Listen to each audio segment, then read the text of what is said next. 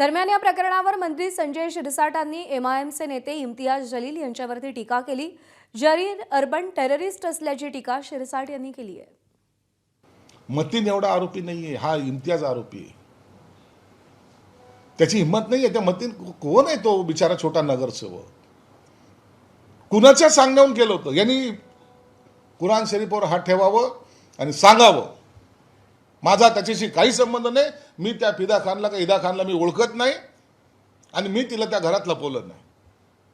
मांडणं भूमिका हिंमत असेल तर इस्लामचं नाव घेतोस, लोकांना भडकवतोस।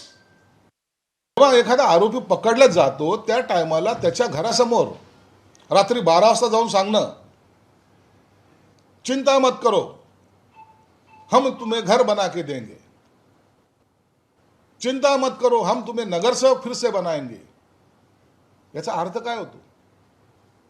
हा खऱ्या अर्थानं अर्बन अतिरेकी ज्याला म्हणतात, अर्बन टेररिस्ट हा तो प्रकार आहे। पोलिसांनी तातडीने त्या इम्तियाज जलीलवर आज गुन्हा दाखल केला पाहिजे। रात्री 12 वाजता जाऊन तू तिथं बोलतो कसा? आरोपीच्या समरनार्थ म्हणजे पाठिंब्यासाठी त्या ठिकाणी सभा घेतो कशी? एबीपी माझा, उघडा डोळे बघा नीट।